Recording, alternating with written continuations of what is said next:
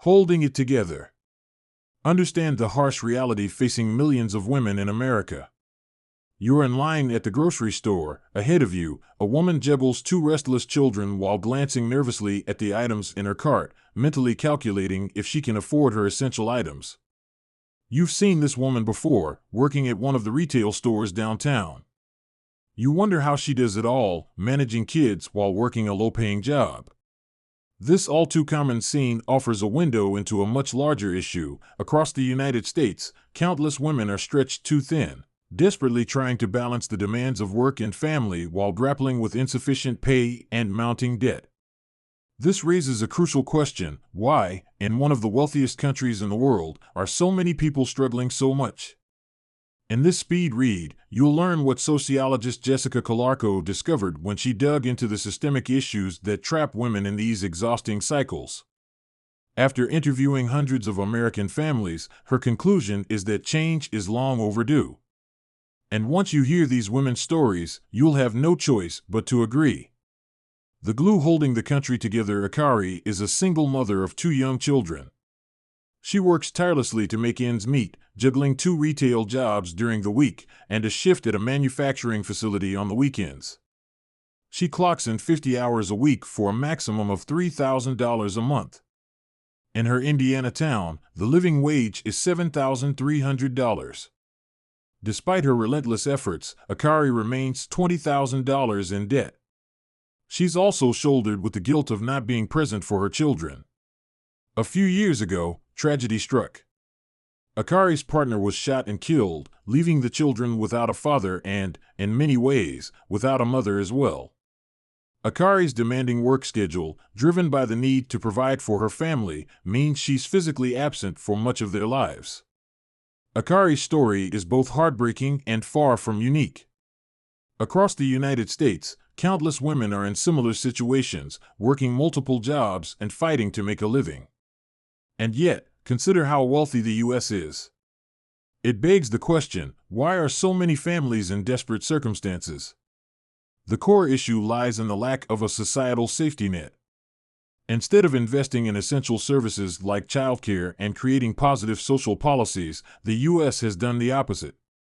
For decades, the federal minimum wage has stagnated at $7.25 an hour. Additionally, attacks on unions have made it nearly impossible for workers to secure basic rights like paid sick leave and fair working conditions. Without a safety net, a society will unravel. The U.S. experiences higher levels of depression and poverty compared to other high-income countries, alongside greater political unrest. The absence of support systems means the responsibility of holding everything together falls disproportionately on individuals, particularly women.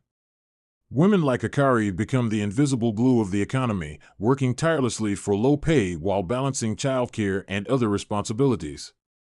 This scenario isn't just unfair, it's unsustainable. Things could be different, and later we'll look at some possible solutions.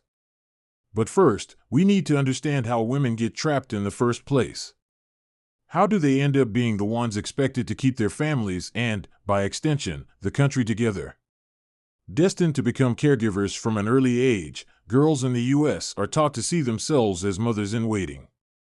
They're groomed to believe that caring for others is their natural calling. This deep-seated belief permeates all aspects of life and sets the stage for many women's futures. Indeed, not all women want to become mothers. But the rates of unplanned pregnancies in the U.S. are alarmingly high.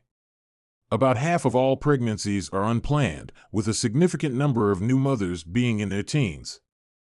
Abstinence-only sex education and limited access to birth control can incur significant social costs. The situation has worsened following the overturning of Roe v. Wade, which tightened restrictions on abortion. This means some women are forced into motherhood. Take the story of Brooke, one of the women Calarco interviewed. Brooke never wanted children, but she was raised in a conservative Christian family. When she became pregnant while in college, abortion wasn't a realistic option for her. Feeling pressured to keep the baby, Brooke dropped out of college and took on multiple low-paying jobs to support herself and her child. Then there's Sylvia, who stepped into a parental role without becoming pregnant herself. When her brother's girlfriend struggled with postpartum mental illness and drug addiction, Sylvia became the primary caregiver for her nieces and nephews. This responsibility forced her to abandon her college plans and stay in a low-income job she hated.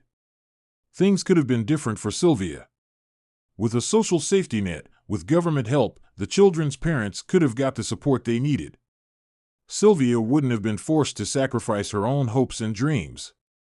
These examples illustrate how women find themselves stuck in caregiving roles, whether through personal motherhood or by supporting other family members. When they inevitably begin to struggle, society places the blame squarely on them.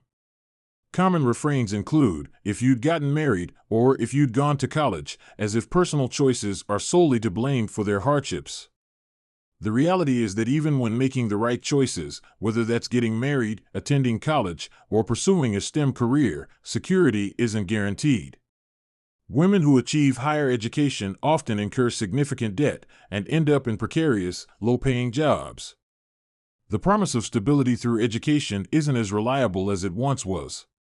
Despite these obvious systemic issues, U.S. society continues to place the burden of failure on individuals. And as we'll see, this is deeply ingrained in the culture. The myth of meritocracy. Many Americans believe in meritocracy, the idea that if you work hard and become good at what you do, you'll succeed. This idea dates back centuries. In 1766, Benjamin Franklin wrote that the best way to help the poor wasn't by making their lives easier, but by leading or driving them out of poverty. Today, there's still an aversion to providing support. This idea is so ingrained that many Americans who are struggling themselves share this aversion. Even in financial dire straits, they resist the notion of government benefits, thinking that they should be able to succeed on their own. This mindset has been reinforced via self-help philosophies. For instance, in the 19th century New Thought movement, led by figures like Phineas Quimby, the movement posited that personal happiness or misery was self-determined. One of Quimby's students, Mary Baker Eddy, became the founder of Christian Science. She argued that health was a condition of the mind, not the body. It was something the individual could control. These philosophies have profoundly influenced American thought, leading to contemporary bestsellers like Rhonda Byrne's The Secret. Byrne's book promotes the idea that thinking positively will attract health and wealth.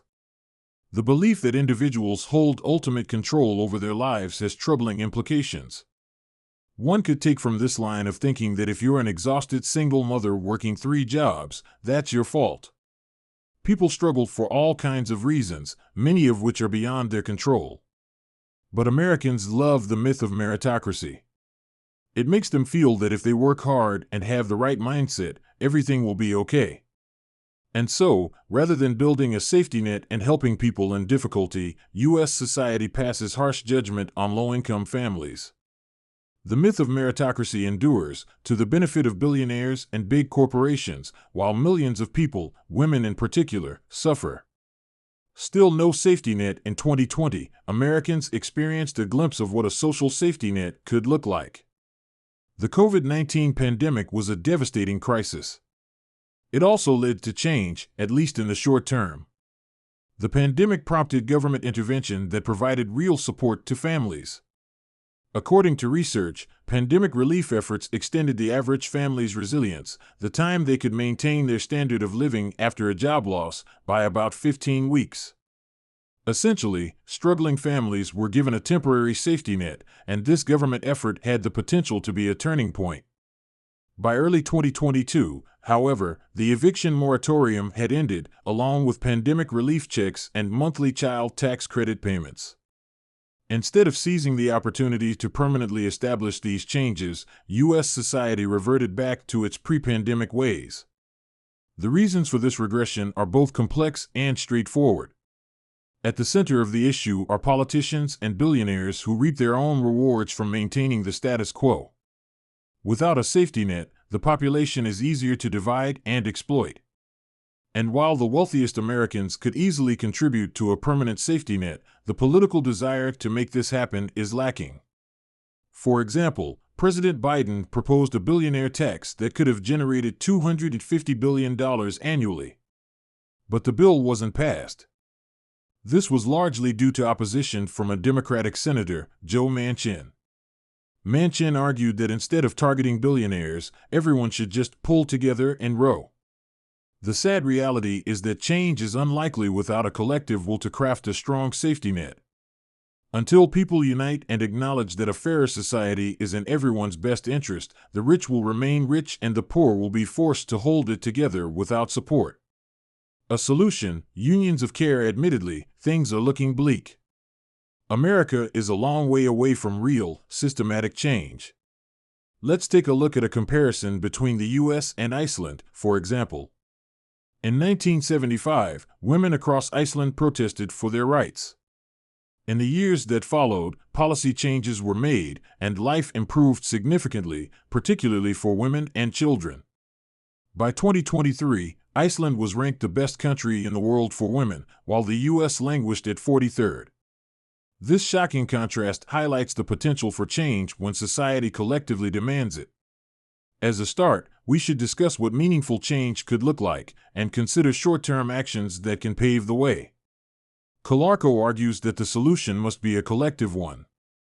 No more burdening the individual or self-help recommendations. We need to do this together. Calarco's proposal is something she calls unions of care. She envisions a large-scale union that bridges the gaps between care industries. It would connect care workers, both paid and unpaid, and the recipients of care. Such a coalition would promote a sense of collective responsibility and would push for systemic change, elevating the societal value of care work. Imagine a society where care is the primary measure of a person's contributions rather than achievement. This shift would transform how we value and reward those who provide care for others.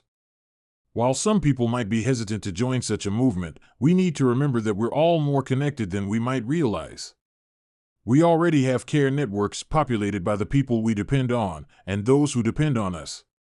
Real change begins with acknowledging our interconnectedness and uniting to support one another. This was a central message of feminists in the 1970s and 1980s, and it remains relevant today. It's not too late to start valuing care and working toward a world where care work is fairly compensated, a world where a stay-at-home mother could be paid for her labor. Ultimately, we're all in this together, and a society that values care and the contributions of women benefits everyone. Final summary: the main takeaway of this speed read to Holding It Together by Jessica Calarco is that women in the U.S. are buckling under a system that has no social safety net. Many have little choice but to balance motherhood with multiple jobs. They end up trapped in caregiving roles, and despite working tirelessly, they're barely making ends meet. To make matters worse, American society blames individual women themselves for their struggles, which perpetuates the myth of meritocracy. In the U.S., there's a widespread belief that individual effort alone dictates success. This means there's little incentive to provide support on a large scale. Relief programs during the COVID-19 pandemic briefly demonstrated the positive impact of a social safety net. However, political resistance has hindered efforts to enact lasting change. Women continue to endure long-term hardships as they're expected to fill the roles of caregivers and low-income workers. Ultimately, societal change requires acknowledging our interconnectedness. A society that better compensates care work and recognizes the contributions of women benefits us all. That's all for this speed read. We hope you enjoyed it. If you can, please take a moment to subscribe. We always appreciate your feedback.